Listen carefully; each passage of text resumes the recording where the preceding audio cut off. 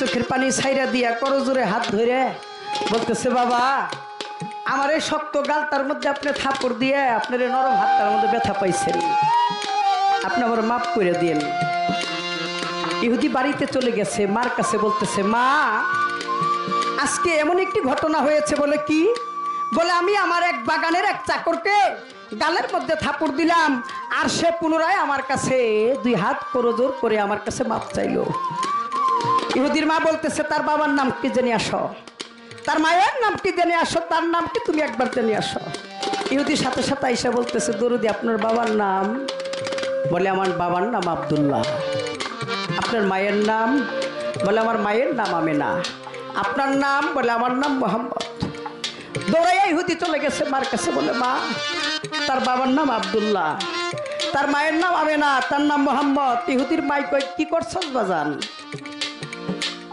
এই পৃথিবীর যিনি বাদশাহ, এই পৃথিবী যার জন্য মাওলাই সৃষ্টি করছে, সে তো বাদশাহ আখেরে আম্বিয়া, সে দয়াল নবীর গালে তুই চর মারছিস। কোন হাত দিয়া চর মারছিস? বলে আমার ডাইন হাত দিয়া। বলে হাত এই সঙ্গে সঙ্গে এই মুহূর্তে তোর হাত দুইটা দুই টুকরা করে ফেল। মায়ের কথা মতো ইহুদি তার হাতের কবজা কেটে জঙ্গলের মধ্যে ফেলাই দিয়া সাথে সাথে নবীর কাছে চলে গেছে। বলে হুজুর আমার মার কাছে শুনেছি আপনার জন্য পৃথিবী সৃষ্টি, আপনি আওয়াল আখের জাহির বাতেনের নবী, দুজাহানের বাদশাহ, আপনার জন্য এই জগৎ সৃষ্টি। আমি আপনি পৃথিবী, আমি আসছি, আমার মা, জগতের সবাই আসছে আপনার জন্য। ও হুজুর আমার মা বলছে আপনার কাছে ক্ষমা চাইতে।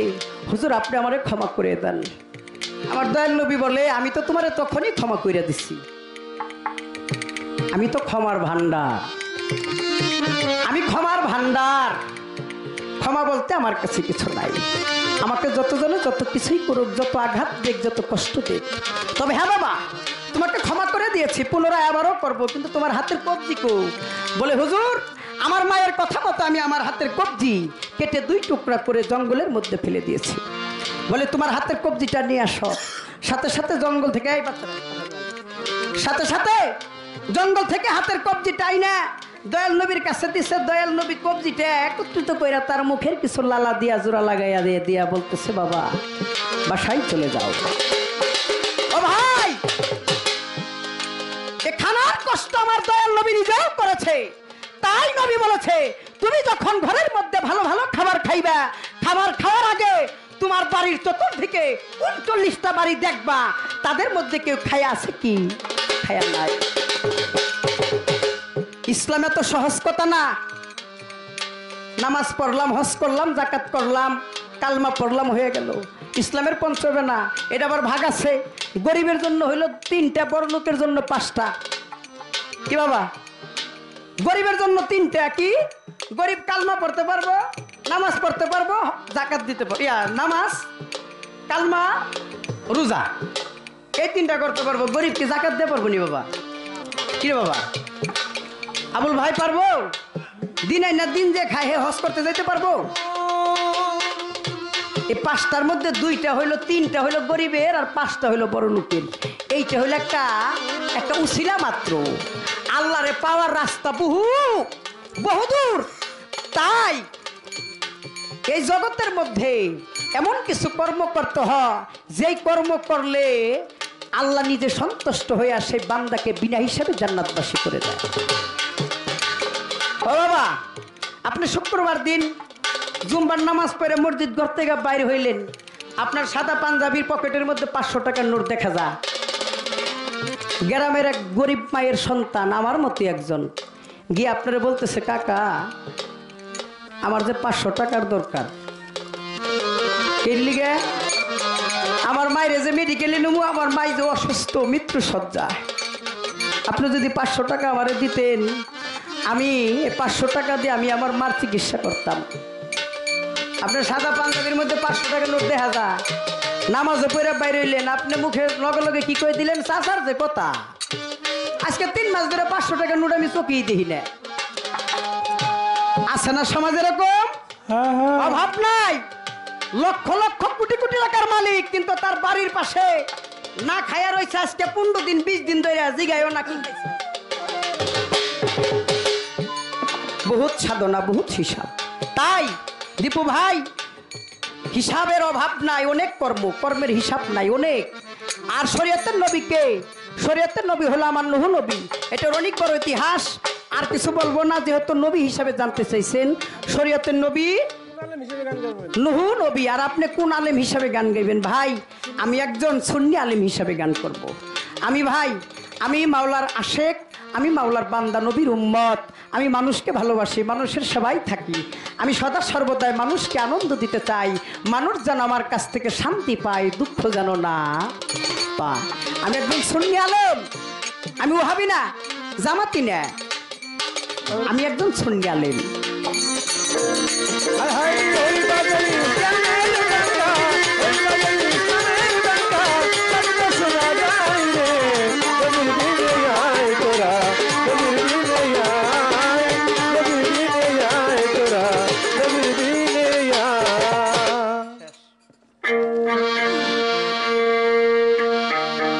যাই হোক, আমি এলাকার ছেলে বিধায় মানে কথাবার্তা যাই কইতেছে, আমার একটু মানে একটু ভয় ভয় লাগতেছে। হ্যাঁ, কেননা আমি তো আপনাদের কারো ভাতিজা, কারো ভাই, কারো নাতি। হ্যাঁ, আমার কথা কতটুকু আপনাদের কাছে ভালো লাগে জানি না, কিন্তু আপনাদের দোয়ার আশীর্বাদে, আপনাদের চরণের আশীর্বাদে আমি আপনাদের দোয়ার বরকতে বাংলাদেশের বিভিন্ন জায়গায় গান করি, অনেক জায়গায় আল্লাহ নেয় আমারে। একদম রংপুর থেকে শুরু করে কুমিল্লা, পাবনা, ফরিদপুর, কুষ্টিয়া, বরিশাল, এই চতুর্দিক নিয়ে আল্লাহর রহমতে আমি গান করি আপনাদের দোয়ার বরকতে। আমি তো স্টেজে খাড়াইলে অনেক সময় যারা নাচিনে হেরা বয়তি বলে স্বীকারই করে না, কয়টা বয়তি না। হ্যাঁ, স্টেজে গেলে কয় বয়তি কাটা, কই যে ধরো এটা কি এর বয়তি, বয়তির মতো তো দেখা যায় না। বয়তি ওই যে আমার দীপু ভাই যেমন একটু গাইগতর আসছে, মাংস মাংস, আমার তো রংপুরে কামলার চা খারাপ দেখা যায়। কি ভাগ্য ভালো তো গান শিখছিলাম, আর যদি কামলা শিখতাম তাইলে অনেক মেশে কামলাও নিত না।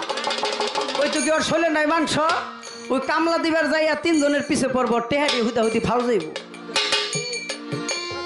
তাই আল্লাহ সবাইরে সবকিছু দান করে না। আপনাদের দরবার করে আই না কথা কই না, বাবার দরকার কথা কই না, আসতে না কথা কইবা না, খবরদার। অনুরাগের বাগে যারা ধরে অনুরাগের মধ্যে আছে।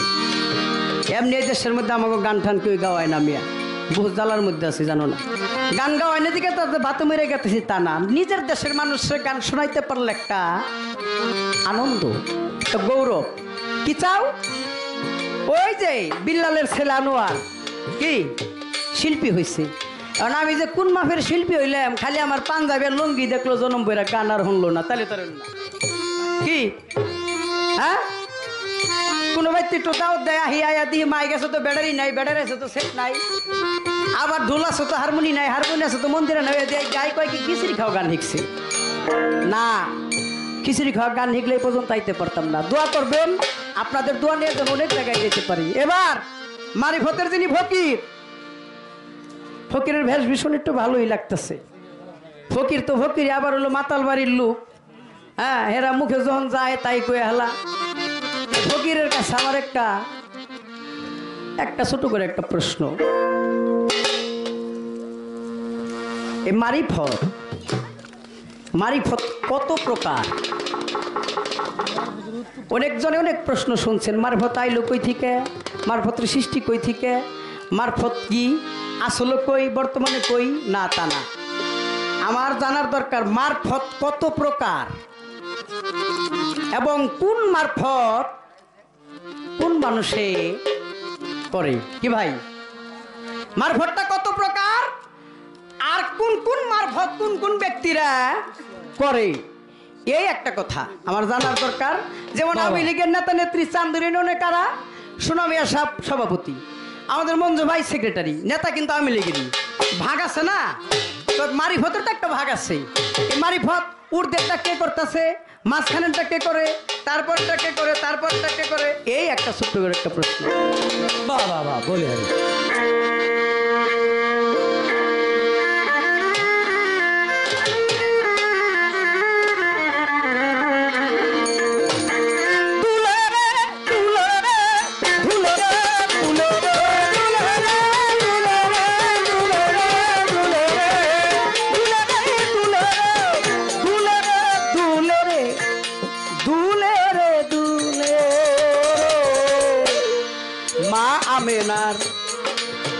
আমার আল্লাহর হাবিব দূরে মায়া মেনা কুলে আমার আল্লাহর রাসূল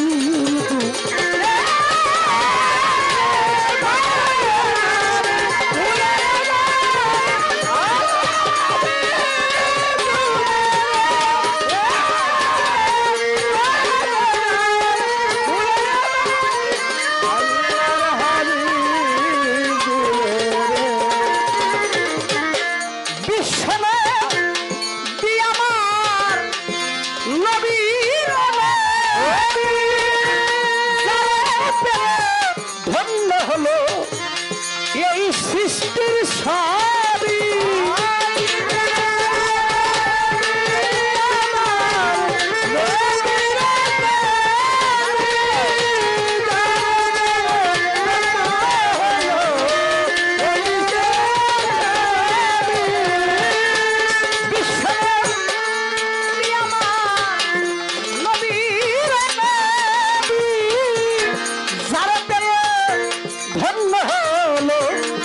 এই পৃথিবীর সবই পাখি সব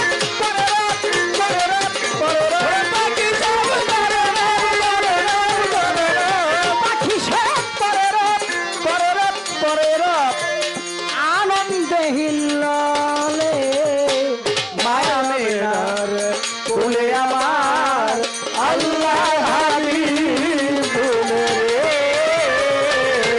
মায়া মেনার কুলে আমার আল্লাহর হাবিব দুলে রে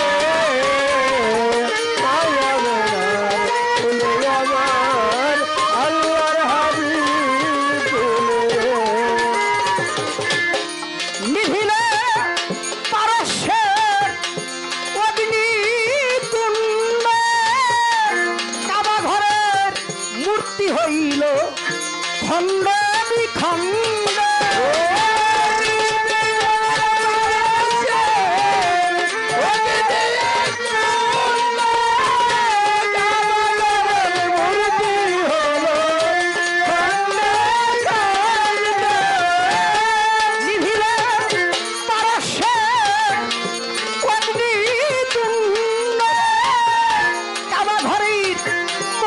হইল খণ্ড বিখণ্ড কাঁদিল তুফান আসিল তৌহিদ কাঁদিল তুফান আসিল তৌহিদ আনন্দে হিল্লালে আমার আল্লাহর হাবিব মায়া মেনার আল্লাহর হাবিব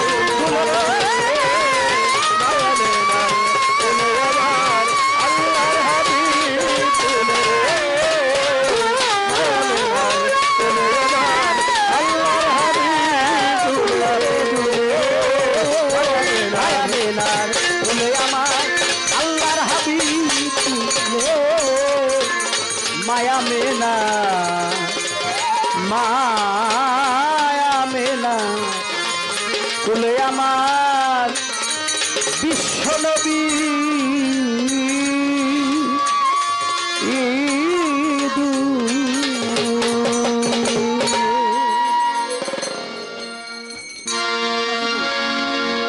সম্মানিত অতিথিবৃন্দ, মূলবর্গ নিবাসী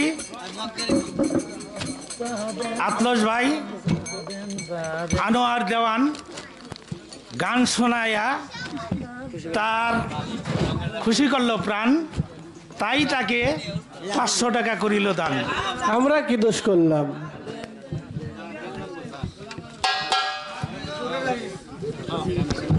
হ্যালো,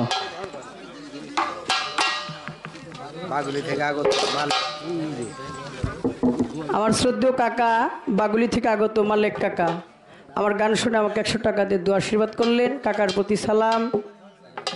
আমার নানা ভাই দরবেশ ব্যাপারী সে আরও 100 টাকা দিয়ে দোয়া আশীর্বাদ করলেন। আপনারা যারা এত কষ্ট করে আমাদের মতো শিল্পীদের গান শুনতেছেন, আপনাদের সকলের কাছে সালাম, আসসালামু আলাইকুম। ধন্যবাদ সবাইকে।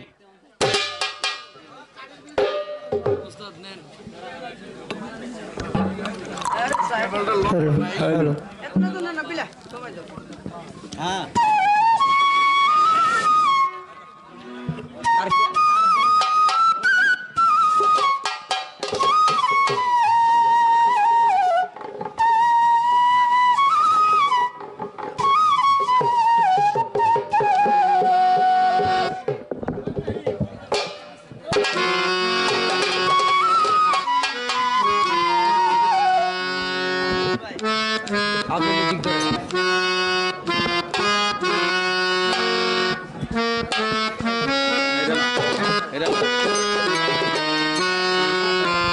হ্যালো, সাউন্ড কমে কে? হ্যালো, বারো